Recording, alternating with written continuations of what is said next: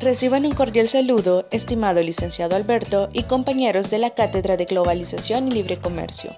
Nosotros somos el grupo expositor número 6 y nos corresponde la temática de la Primera Guerra Mundial y la caída del libre cambio. Esperamos y sea de su comprensión y agrado. La Primera Guerra Mundial, también conocida como la Gran Guerra o Guerra Europea, data entre los años de 1914 a 1918.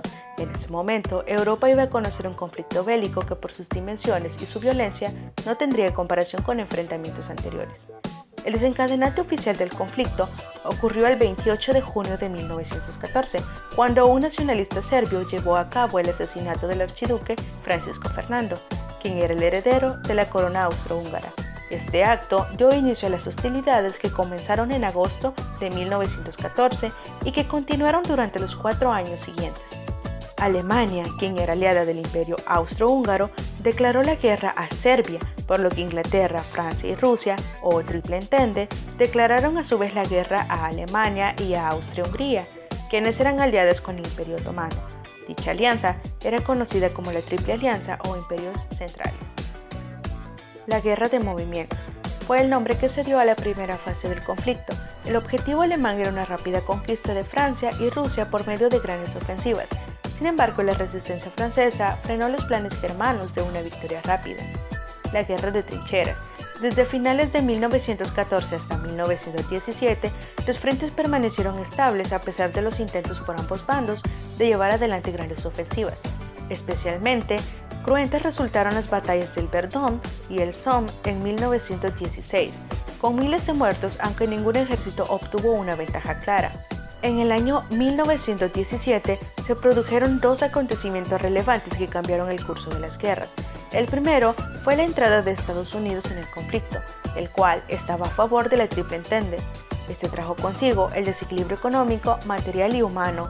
Asimismo, las tropas alemanas comenzaron a ceder el territorio conquistado. 2. La revolución bolchevique en Rusia, que pese a la grave crisis interna en Rusia, el armisticio ruso-alemán no se lleva a efecto hasta 1918. El debacle en los frentes y la grave situación interna de los imperios convence a los gobiernos de la Triple Alianza de la inutilidad de continuar la guerra. Es por ello que en junio de 1919, medio año después del cese de las hostilidades, se firman los Tratados de Paz de Versalles, cuyas consecuencias son: para los vencedores, Inglaterra y Francia salen fortalecidas de su papel de imperios coloniales. Surgen dos nuevos gigantes en el panorama internacional, Estados Unidos y la Unión Soviética. Para los derrotados, Alemania ha de pagar ingentes indemnizaciones de guerra, pierde territorio nacional a favor de Francia y Polonia, cede las colonias que pasan a Inglaterra y Francia, se produce la desmilitarización del Sarre y la reducción del ejército. Para Austria-Hungría, supone la disolución del imperio. Aparece Austria, Hungría y Checoslovaquia como nuevos estados. Eslovenia, Croacia y Bosnia se unen a Serbia y Montenegro para formar Yugoslavia. Rumania, Polonia e Italia obtienen concesiones territoriales. Para el Imperio Otomano se da la disolución de tal, Turquía se convierte en un país independiente. Los campos de cultivo, la red de ferrocarriles, puentes, carreteras, puertos y otras infraestructuras fueron devastados. Se perdieron barcos, fábricas, maquinarias, así como numerosas ciudades y pueblos que fueron total o parcialmente arrasados. La riqueza de los estados sufrió un dramático descenso. Francia perdió más del 30%, Alemania cerca del 25%, el Reino Unido el 32%, Italia el 26% y Estados Unidos se vio menos afectado y su economía se colocaría a la cabeza del mundo. Al término de la guerra, fue necesario reconvertir las industrias que habían estado destinadas durante años a la producción de guerra. El proceso fue lento y se vio entorpecido por una crisis que se alargó hasta 1924. La economía de guerra deslocó el sistema productivo y eliminó de la política económica los principios del liberalismo. La tendencia se consolidó durante la posguerra, fruto de las políticas de los gobiernos de izquierda. El intervencionismo económico del Estado fue la pauta seguida durante el periodo de entreguerra. Reservas de oro y el endeudamiento mediante la emisión de la deuda pública, complementando con los recursos de créditos extranjeros, especialmente de orígenes estadounidenses. se recurrió a la fabricación del papel moneda, lo que provocó una fuerte inflación agravada a la posguerra por el desequilibrio entre demanda y producción. Sin embargo, hubo países a los que la guerra benefició económicamente. En primer lugar, aquellos que habían permanecido neutrales durante el conflicto y que se habían convertido en proveedores de materias primas y alimentos para los contendientes. Dichos casos podemos mencionar Brasil, Argentina y España. Pero, fundamentalmente, la guerra consolidó el crecimiento de dos grandes potencias, Estados Unidos y Japón, cuyo comercio experimentó un aumento sin precedentes en detrimento de las potencias tradicionales de Europa, que perdieron sus mercados exteriores y vieron cómo su espacio económico se fragmentaba. Estados Unidos se convirtió en el mayor acreedor con más de 250.000 millones de dólares de los países europeos. Sin duda alguna, la Gran Guerra fue una catástrofe que lastró la economía de muchos países y el futuro de varias generaciones. Para continuar hablaremos del libre cambio. Como ya mencionamos, el libre cambio es aquel que defiende la eliminación de las trabas en el comercio entre países para con ello lograr una mayor eficiencia en la asignación de recursos. El libre comercio es una antigua aspiración que en rigor nace con la ciencia económica a fines del siglo XVIII, pero que solo ha existido en forma parcial y limitada. El libre cambio se extiende como una corriente opuesta al proteccionismo, es decir, propugna la eliminación de las trabas estatales al comercio, como son los aranceles y las cuotas. Es importante distinguir el librecambismo del capitalismo, ya que es un sistema económico y social y de mercado libre. Es aquel en el que exclusivamente la oferta y la demanda son las que determinan el precio.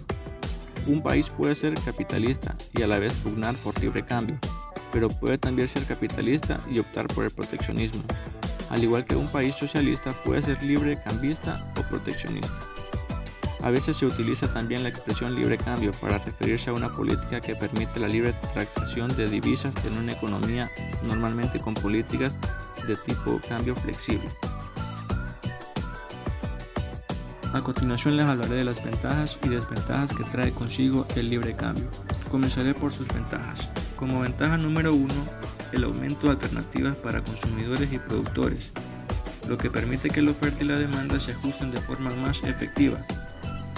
Como segunda ventaja, la demanda potencial de todos los productores aumenta al tener acceso a consumidores de todo el mundo, lo que permite aumentar la producción para aprovechar economías de escala y por tanto reducir los precios, aumentando la eficacia y la productividad. También permite que productores que no encuentren demanda suficiente dentro de sus propias fronteras puedan desarrollar su negocio con clientes extranjeros. Otra ventaja es por parte de los consumidores. El libre cambio permite que estos se aprovechen de la división del trabajo y la especialización internacionales. Con ello pueden elegir los productos que mejor cumplan sus demandas de precio y calidad, entre un abanico muy superior al nacional. Y para ir finalizando con las ventajas, el librecambismo permite que los países puedan aprovechar sus ventajas competitivas de mejor forma, ya que los recursos antes destinados a producir lo que otros países ya producían más eficientemente, podrán destinarse a producir lo que el propio país produce eficientemente, incrementando la productividad nacional y la eficiencia de la asignación de recursos internacional. Pero también existen desventajas de las cuales hablaremos a continuación. Las desventajas del libre cambio surgen principalmente en la transición de un sistema proteccionista a uno más abierto. Los productores poco eficientes enfrentan una competencia global mucho más intensa, por lo que se pueden ver obligados a cerrar su negocio, lo que genera recursos ociosos en la economía y una intensa oposición al comercio internacional por parte de los afectados. También existen desventajas políticas, sobre todo cuando la competencia hace que sectores considerados estratégicos dejen de ser viables en el territorio nacional. Un ejemplo sería la energía, que es un sector en el que la dependencia de un tercer país le confiere a este un poder muy grande sobre la economía nacional, tal y como se observa hoy en día con el petróleo, por lo que se puede argumentar que es mejor mantener ese poder en manos nacionales a pesar de la pérdida de eficiencia económica. Los postulados clásicos a favor del librecambismo son Adam Smith, Las riquezas de las naciones, que viene a romper con ideas mercantilistas, a deslegitimar el poder de la intervención del Estado y por tanto optando por laissez-faire. La teoría de la ventaja absoluta argumentada por Adam Smith para defender el libre cambio establece que la forma de cómo se deben realizar las transacciones es a través de ventajas absolutas de un país tiene respecto con otro. Para producir mercancías, esto significa que un país debe especializarse en productos donde tenga mayor eficiencia. La teoría de la ventaja comparativa propuesta por David Ricardo demuestra que el flujo comercial entre países está determinado por el costo relativo y no absoluto de los productos. Coincidió con Adam Smith en la necesidad de un comercio absolutamente libre, en donde cada país intervendrá naturalmente su capital y su trabajo de empleados tales que sean lo más beneficioso para ambos. En conclusión, la globalización, como bien sabemos, es un proceso histórico de integración mundial en los ámbitos económicos, políticos, tecnológicos, social y cultural, que ha convertido al mundo en un lugar cada vez más interconectado. En ese sentido, se dice que este proceso ha hecho del mundo una aldea global. De ahí que el proceso de globalización ha modificado la forma en que interactúan los países y los sujetos y ha generado un gran impacto en aspectos económicos, como el mercado global, mercado internacional, políticos, instauración de sistemas democráticos respecto a los derechos humanos y acceso a la educación tecnológica, entre otros. Los estados fuertes ante la globalización son poderosos, ya que poseen la capacidad de impulsar una globalización portadora de valores políticos y económicos. Es difícil determinar el auténtico coste económico de la Primera Guerra Mundial. Lo cierto es que con ella se inicia una larga fase de lento crecimiento entre 1914 y 1950. El PIB per cápita en Europa creció menos que antes de la Gran Guerra o después de la Segunda Guerra Mundial. El retorno a la normalidad de la bella época prebélica resultó mucho más complicado de lo que se pensaba. De hecho, en sentido estricto, nunca llegó a producirse.